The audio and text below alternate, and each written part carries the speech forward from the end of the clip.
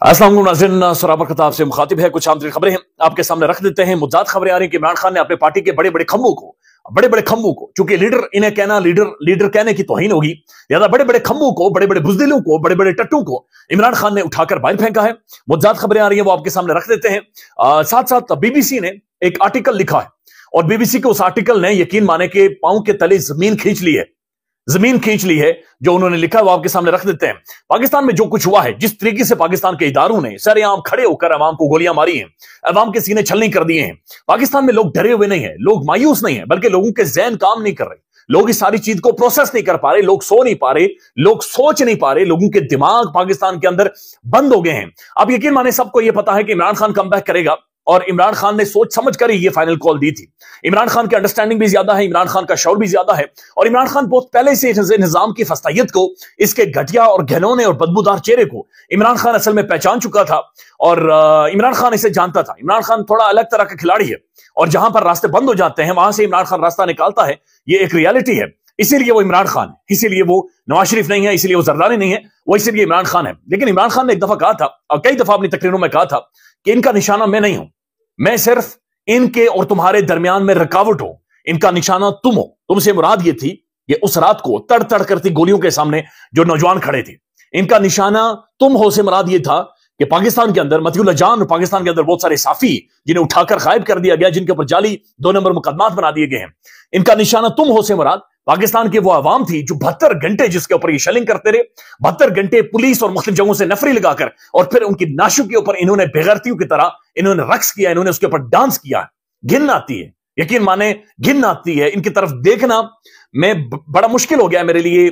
मैं बहुत सारों की प्रेस कॉन्फ्रेंस देख सकूं या बहुत सारों के चेहरे टीवी के ऊपर आकर देख सकूं, उन्हें देखना बड़ा मुश्किल हो गया। हालांकि मेरी जिम्मेदारी है, मेरा काम यही है, बीइंग अ जर्नलिस्ट, मैंने ये सब कुछ करना है। लेकिन यकीन माने मैं अखबार में जाकर या गूगल पर सर्च करके पढ़ लेता हूं, लेकिन मैं इनके चेहरे देखकर वो प्रेस कॉन्फ्रेंस नहीं सुन सकता, मुझसे बर्दाश्त नहीं होता। यानी जिस लेवल का इन्होंने जुल्म और ज्यादती की है। अब मैं कुछ एक रद्द-ए-अमल आपके सामने रख देता हूं कि पाकिस्तान में लोग लाशें मांग रहे हैं कि ये हमारी लाशें छुपा कर लेकर गए। दूसरी तरफ हैरत यह है कि जिन लोगों को शहीद किया गया है उन्हें जब दफनाया जा रहा है तो तहरीक इंसाफ के झंडे में दफनाया जा रहा है, उनकी कब्रों के ऊपर तहरीक इंसाफ का झंडा लग रहा है। इससे पहले ये पाकिस्तान का झंडा लगता था, आज तहरीक इंसाफ का और पाकिस्तान का दोनों झंडे वहां पर लगाए जा रहे हैं जब उन्हें दफनाया जा रहा है।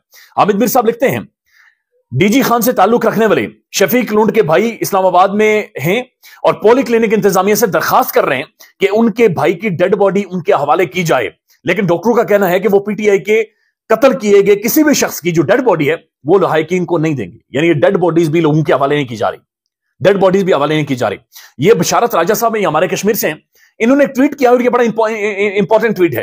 ये लिखते हैं, मेरा ताल्लुक कश्मीर से है और मेरा गांव लाइन ऑफ कंट्रोल पर है। मेरे आबाई घर से 30 मिनट की मुसाफत पर खूनी लाइन ऑफ कंट्रोल है। मेरा बचपन चुके उस खूनी लाइफ ऑफ जो लाइन ऑफ कंट्रोल है वहां पर गुजरा है। वो कहते हैं मैं सारी जिंदगी गोलियों की तड़तड़ाहट, लाइन ऑफ कंट्रोल यानी हिंदू दुश्मन फोर्सेस, भारतीय फोर्सेस, वो जो तड़तड़ाहट है, कहते हैं मैं सुनकर बड़ा हुआ हूं। वो कहते हैं जब मैं इस्लामाबाद जब इस्लामाबाद के अंदर उस रात मैंने तड़तड़ाहट सुनी तो मुझे महसूस हुआ कि मैं इस्लामाबाद में नहीं हूं बल्कि लाइन ऑफ कंट्रोल पर अपने गांव में हूं। मुझे वक्त 30 साल पीछे ले गया। एक लम्हे के लिए मुझे लगा जैसे मैं गांव में हूं और मैं साकित हो गया था। मैंने निहत्ते अवाम को अपनी जान बचाने के लिए भागते हुए देखा है। इनके हाथों में तोप, रॉकेट लॉन्चर या AK-47 नहीं थी बल्कि पानी की बोतलें, मास्क और भुने हुए चने थे। 26 नवंबर की रात रियासती फस्तायत की जो दास्तां रकम हुई है, ऐसी बर्बरियत बॉर्डर के ऊपर, लाइन ऑफ कंट्रोल के ऊपर भी नहीं दिखी। यानी हिंदू भी जब मारता है तो इतना नहीं मारता, यकीन माने दुश्मन फोर्सेस भी जब मारती हैं निहत्ते शहरियों को जिनके हाथों में चने हो या मास्क हो, गोलियां नहीं मारती, स्ट्रेट गोलियां, स्ट्रेट फायरिंग।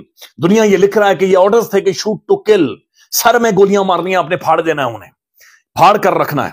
और दूसरी तरफ बहुत सारे लोग ये कह रहे हैं कि जनाब आपने हमारी बॉडीज हमारे हवाले करें। मतियुल्लाह जान साहब, उन्हें जब अदालत में पेश किया गया है, मतियुल्लाह जान साहब को अगवा किया गया था और उसके बाद अदालत में पेश किया गया। मतियुल्लाह जान साहब ने कहना कि मैं बॉडीज के ऊपर काम कर रहा था इसलिए मुझे उठाया गया है, लेकिन मैं किसी भी तौर पर डरूंगा नहीं। मतियुल्लाह जान साहब के ऊपर जो दरखास्त FIR दी गई है कि मतियुल्लाह जान जनाब आइस के नशे में था, इसने कोई गाड़ी भी किसी के ऊपर चढ़ाई है और मतियुल्लाह जान साहब की गाड़ी में से भी आइस मिली है। मतियुल्लाह जान एक सिगरेट भी नहीं पीता और बिल्कुल किसी किस्म का नशा नहीं करता। एक इंतहाई मुअज़्ज़ज़, दिलेर, गैरतमंद पाकिस्तान का जर्नलिस्ट, इन्वेस्टिगेटिव जर्नलिस्ट। जब उसको इमरान खान के दौर में उस वक्त की जो एस्टेब्लिशमेंट थी जब नाराज हुई तो मतियुल्लाह जान साहब सड़कों से रिपोर्टिंग, यूट्यूब चैनल पर सड़कों, मुझे याद है मैंने एक दफा उनका इंटरव्यू किया मतीउल्लाह जान साहब ने कहा कि आप अंदाजा लगा लें, अगर मैं कंप्रोमाइज होता या किसी के कहने पर होता तो उम्र के इस हिस्से में इसमें सफेद बाल लेकर सड़कों की छान ना छान रहा होता, बल्कि बड़े बड़ों की तरह शायद टीवी पर बैठा होता। आज मतीउल्लाह जान साहब को जिस तरीके से उठाकर उनके ऊपर 2 नंबर मुकदमा बनाया गया है, मुझे अफसोस इस चीज पर हुआ, मुकदमा तो चले बनाने वाले फैशिस्ट हैं। क्या जज का दिमाग काम नहीं करता था?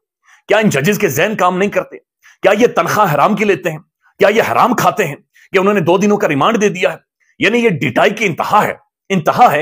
यानी ये बड़ा ऑब्वियस हो गया पाकिस्तान के अंदर कि मैं, आप और हर बंदा अब इस चीज का इंतजार करें, हमें उठाया जाए या तो मार दिया जाएगा या फिर जिस अदालत में पेश किया जाएगा वो जज सहूलतकारी करेगा, वो जज हमें फंसाएगा और वो जज लीगल कवर प्रोवाइड करेगा कि ताकि हमें मारा जाए, हमें मेंटल टॉर्चर किया जाए, हमें दिमागी तौर पर फारिग किया जाए। जज ये लीगली बाकायदा से कवर प्रोवाइड करेगा उन कुव्वतों को, उन फोर्सेस को कि हमें मारें। अंदाजा लगाएं कि क्या जज साहब को नहीं नजर आ रहा था कि मतीउल्लाह जान इन्हीं अदालतों में, इन्हीं जजेस के सामने 3 दहाइयों पर मबनी उसका एक एक्सपीरियंस है, साफ्ती एक्सपीरियंस है। क्या ये जजेस रोटी नहीं खाते, ये मीडिया नहीं देखते, सोशल मीडिया नहीं देखते? क्या ये जजेस इतने बेखबर होते हैं? क्या एक जज को इतना इल्म नहीं होता, उसकी मॉरल करेज नहीं होती, उसकी क्या इतनी शख्सियत, या उसे इतना पता नहीं होता कि जनाब ये कौन बंदा मेरे सामने खड़ा है? ये बड़ा एक गैर मामूली चीज है और जो कि हुई है। वो ज्यादा खबरें आ रही हैं जी, और खबरें ये हैं कि अडयाला जेल से इमरान खान साहब के हवाले से खबरें आ रही हैं कि उन्होंने जनाब सलमान अकरम राजा साहब को फारिग कर दिया है। फिर ये भी खबरें हैं कि सलमान अकरम राजा ने इस्तीफा दे दिया है। फिर ये भी खबरें आ रही हैं कि जनाब साहिबजादा हामिद रजा साहब ने भी इस्तीफा दे दिया है। लेकिन अडयाला जेल से खबरें ये आई कि जो मुज्जाद खबरें हैं, जो इनकी ऑथेंटिसिटी चूंकि अभी बहुत अर्ली है, मैं इस्लामाबाद से बाहर हूं, मेरे पास इंटरनेट नहीं है, लेकिन इनकी ऑथेंटिसिटी अभी तक एस्टेब्लिश नहीं हो सकी, लेकिन ये खबरें बाकायदा से आ रही हैं सोशल मीडिया पर पाकिस्तान के सलमान अकरम राजा, तहरीक इंसाफ सलमान अकरम राजा साहब और बरिस्टर गौहर साहब, इन दोनों को फारिग कर दिया गया है और असद कैसर साहब को चेयरमैन तहरीक इंसाफ बनाया गया है और अली मोहम्मद खान साहब को सेक्रेटरी जनरल बनाया गया है। क्या ये चॉइसेस भी ठीक है? Again big question there as well. क्या ये चॉइसेस भी ठीक है? ये हुआ है या नहीं हुआ? क्या खान के साथ किसी की मुलाकात हुई भी है या नहीं हुई? अगर मुलाकात हुई है तो खान ने क्या कहा है, ये भी अभी तक अनक्लियर है।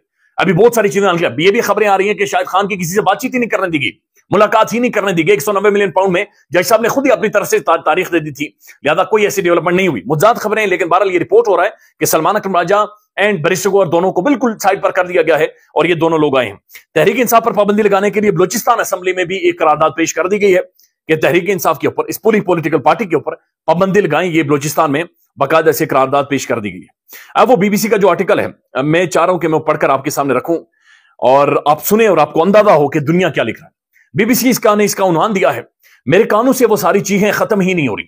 ये बीबीसी का उन्वान है कि मेरे कानों से वो सारी चीखें खत्म ही नहीं हो रही। पोली क्लिनिक में ऐसे ही एक जख्मी के साथ उनकी अहलिया, ये नाम उन्होंने जाहिर नहीं किया, लेकिन वो कहने की अहलिया सुमैया भी मौजूद थी, जो मंगल की शब जिना एवेन्यू पर पेश होने वाले वाकयात की यानी शाहिद थी। यानी ये और इनका शोहर उस प्रोटेस्ट में, एहतजाज में, यानी ये फैमिली अपनी गाड़ी में बैठकर वहां पर गई थी।